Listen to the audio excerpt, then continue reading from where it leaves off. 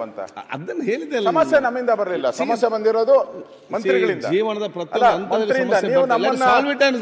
ಸಮಸ್ಯೆ ನಮ್ಮಿಂದ ಬಂದಿಲ್ಲ. ನೋಡಿ, ಯಾರು ಕೊಡಕ್ಕೆ ಸಾಧ್ಯ ಇಲ್ಲ. ತಾವು ಅಧಿವೇಶನದಲ್ಲಿ ಬಹಳಷ್ಟು ಬಾರಿ ಶಾಸಕರಾಗಿದ್ದೀರ, ಯಾರು ಇಷ್ಟು 3 ದಿನ ಅವಕಾಶ, ನಾನು ಇಷ್ಟ ಅವ್ರು ಯಾರೋ ಹೇಳ್ತಾ ಇದ್ರು ಮೊನ್ನೆ ಡಿ ಕೆ ಶಿವಕುಮಾರ್ ಅವರು, ಅಲ್ಲ ಒಂದೇ ನಿಮಿಷ, ಅಲ್ಲ ಪ್ರೋಗ್ರಾಮ್ ಸೋಮವಾರ ಈಗ ನಿನ್ನೆ ನೀವು ಅದ್ ಲೆಕ್ಕ ಇಲ್ಲ ಹಂಗಾರ ದಿನ ಅವಕಾಶ ಇಲ್ಲ, ಅವಕಾಶ ಇಲ್ಲ. Priyank, we are not defending. 3 ದಿನ ಆಯ್ತು, 4 ದಿನ ನಾವು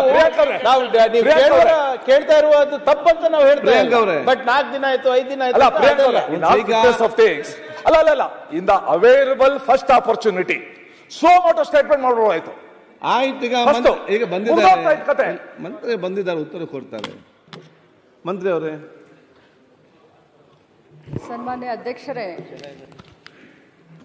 ಮೊನ್ನೆ ಶಾಸಕರಾದಂಥ ಮಹೇಶ್ ತೆಂಗಿನಕಾಯಿ ಅವರು ಗೃಹಲಕ್ಷ್ಮಿಯ ವಿಚಾರವಾಗಿ ಒಂದು ಪ್ರಶ್ನೆಯನ್ನು ಕೇಳಿದ್ರು. ನಾನು ಮೊನ್ನೆ ಕೂಡ ಸದನಕ್ಕೆ ಹೇಳಿದ್ದೇನೆ, ಇವತ್ತು ಕೂಡ ಅದನ್ನೇ ಹೇಳಲಿಕ್ಕೆ ಬಯಸ್ತೇನೆ. ಈ ಗೃಹಲಕ್ಷ್ಮಿ ಯೋಜನೆ ಕರ್ನಾಟಕ ರಾಜ್ಯದ 1,26,00,000 ಕುಟುಂಬದ ಯಜಮಾನಿಯರಿಗೆ ಪ್ರತಿ ತಿಂಗಳು 2,000 ರೂಪಾಯಿ DBT ಮುಖಾಂತರ, ನಾನು ಒತ್ತಿ ಹೇಳಲಿಕ್ಕೆ ಬಯಸ್ತೇನೆ, DBT ಮುಖಾಂತರ ಯಾವುದೇ ಮಧ್ಯವರ್ತಿಗಳ ಹಾವಳಿ ಇಲ್ಲದೆ ಡೈರೆಕ್ಟಾಗಿ ಅವರ ಬ್ಯಾಂಕ್ ಅಕೌಂಟ್ಗೆ ಹೋಗುವಂಥ ಒಂದು ಅತ್ಯುನ್ನತ ಒಂದು ಯೋಜನೆ. ಈ ಕರ್ನಾಟಕದಲ್ಲಿ ಗೃಹಲಕ್ಷ್ಮಿ ಯೋಜನೆಯನ್ನು ಪ್ರಾರಂಭ ಮಾಡಿದ ಮೇಲೆ ದೇಶದ ಪ್ರತಿಯೊಂದು ರಾಜ್ಯದಲ್ಲಿ ಇದನ್ನು ಒಂದು ಮಾಡೆಲ್ ಆಗಿ ಯೂಸ್ ಮಾಡಿಕೊಂಡು ಇದು ಬಹಳಷ್ಟು ಯಶಸ್ವಿಯಾದಂಥ ಯೋಜನೆ ಅಂತ ನಾನು ಹೇಳಲಿಕ್ಕೆ ಬಯಸ್ತೇನೆ. ನಾನು ಮೊನ್ನೆ ಕೂಡ ಸದನಕ್ಕೆ ಒಂದು ಮಾತನ್ನು ಹೇಳಿದೆ, ಇಲ್ಲಿಯವರೆಗೆ 23 ಕಂತುಗಳನ್ನು ಹಾಕಿದ್ದೇವೆ. 46,000 ರೂಪಾಯಿಗಳು ಒಬ್ಬೊಬ್ಬ ಮನೆಯ ಯಜಮಾನಿಗೆ 1,26,00,000 ಮನೆಯ ಯಜಮಾನಿಗಳ ಕುಟುಂಬದ ಯಜಮಾನಿಗಳಿಗೆ ಸಿಕ್ಕಿದೆ ಅಂತ ಮೊನ್ನೆ ಕೂಡ ನಾನು ಹೇಳಿದ್ದೀನಿ. ಈ ಹೇಳುವಂಥ ಸಂದರ್ಭದಲ್ಲಿ ಪದೇ ಅವರು ಹೇಳ್ತಾ ಇದ್ರು, ನನಗೆ ಫೆಬ್ರವರಿ ಮತ್ತು ಮಾರ್ಚ್ ಇದು ಬಂದಿಲ್ಲ ಅಂತ ಹೇಳ್ತಾ ಇದ್ರು ಸದಸ್ಯರು. ನಾನು ಹೇಳಿದೆ ಆಗಸ್ಟ್ವರೆಗೂ ಕ್ಲಿಯರ್ ಮಾಡಿದ್ದೀನಿ ಅಂತ ನಾನು ಹೇಳಿದೆ. ಮಾನ್ಯ ವಿರೋಧ ಪಕ್ಷದ ನಾಯಕರು ಕೂಡ ಹೇಳಲಿಕ್ಕೆ ಬಯಸ್ತೀನಿ, ತಾವು ಭಾಳಷ್ಟು ಅನುಭವಿಸ್ತಿದ್ದೀರಿ ಸರ್. ಇಲ್ಲಿ ಆರೋಪ ಪ್ರತ್ಯಾರೋಪಕ್ಕಿನ್ನ ನಾನು ಮಂತ್ರಿ ಆದಮೇಲೆ ನಾನು ಮೊದಲನೇ ಬಾರಿ ಮಂತ್ರಿ ಆಗಿದ್ದೀನಿ, ಅತ್ಯಂತ ಭಕ್ತಿ ಭಾವನೆಯಿಂದ, ಪೂಜ್ಯ ಭಾವನೆಯಿಂದ, ಯಾಕಂದರೆ ಬಹಳ ದೊಡ್ಡ ಪುಣ್ಯದ ಕೆಲಸ ಮಾಡ್ತಾ ಇದ್ದೀವಿ.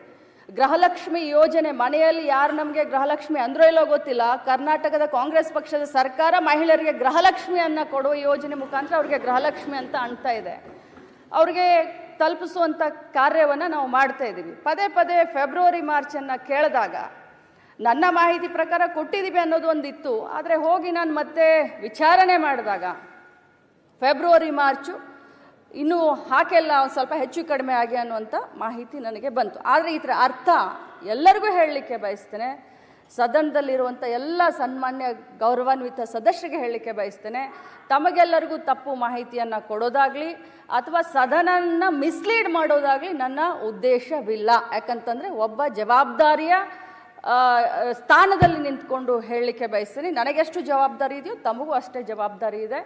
ನಾನು ಖಂಡಿತವಾಗಲೂ ಫೈನಾನ್ಸ್ ಮಿನಿಸ್ಟ್ರು ಸಿದ್ದರಾಮಯ್ಯ ಸಾಹೇಬ್ರಿದ್ದಾರೆ, ಮುಖ್ಯಮಂತ್ರಿಗಳಿದ್ದಾರೆ, ಫೈನಾನ್ಸ್ ಡಿಪಾರ್ಟ್ಮೆಂಟ್ ಹತ್ರ ಮಾತಾಡ್ತೀವಿ. ಯಾಕೆ 2 ತಿಂಗಳದ ವ್ಯತ್ಯಯ ಆಯಿತು, ಆಗಿದ್ರೆ ಅದನ್ನು ಮಾತಾಡಿ ಆದಷ್ಟು ಶೀಘ್ರದಲ್ಲೇ, ಮೊನ್ನೆ ಹೌಸ್ನಲ್ಲಿ ಮುಖ್ಯಮಂತ್ರಿಗಳು ಕೂಡ ಹೇಳಿದ್ದಾರೆ, ಅದನ್ನು ಆಗಲಿಲ್ಲ ಅಂತಂದರೆ ಶೀಘ್ರದಲ್ಲಿ ಮಾಡ್ತೀವಿ. ಬಟ್ ಇದರ ಅರ್ಥ ಆ ದುಡ್ಡನ್ನು ಬೇರೆ ಕಡೆ ಡೈವರ್ಟ್ ಆಯಿತು, ಅದಾಯಿತು ಇದಾಯಿತು ಅಂತಲ್ಲ. ಬಟ್ ಒಂದೇ ಮಾತನ್ನು ಹೇಳ್ತೀನಿ, 2 ತಿಂಗಳದ್ದು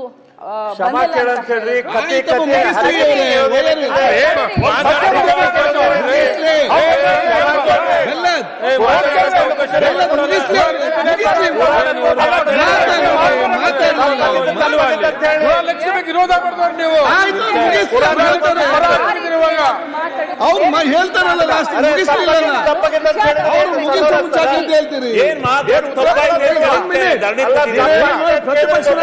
ಮಾತಾಡ್ತಾರೆ.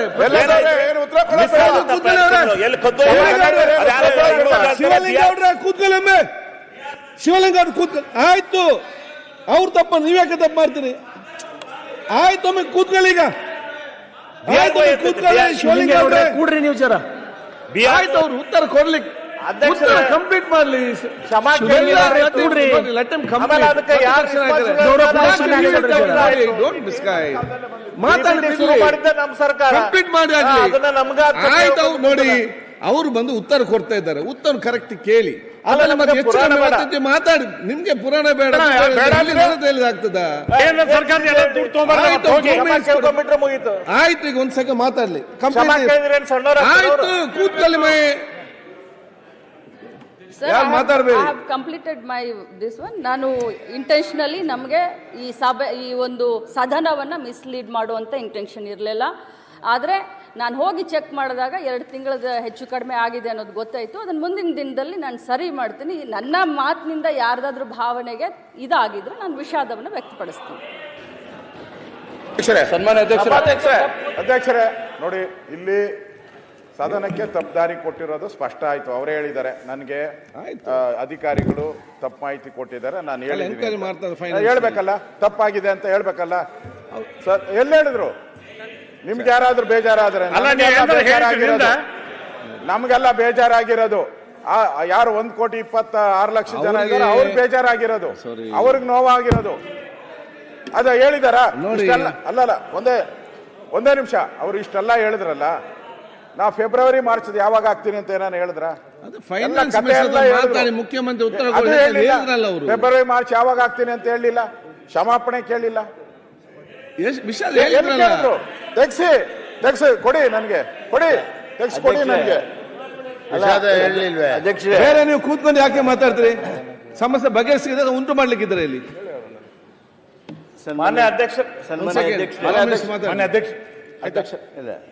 ಸನ್ಮಾನ್ಯ ಅಧ್ಯಕ್ಷರೇ, ವಿರೋಧ ಪಕ್ಷದ ನಾಯಕರು ಹಾಗೂ ಉಪನಾಯಕರು ಅವರು ಮಾತನಾಡುವಾಗಲೇ ಎದ್ದೆದ್ದನ್ನು ಮಾಡಿದರು. ಆದಾಗ್ಯೂ ಅವರು ತಮ್ಮ ಸಂಪೂರ್ಣ ಉತ್ತರ ಹೇಳೋದಕ್ಕೆ ತಾವು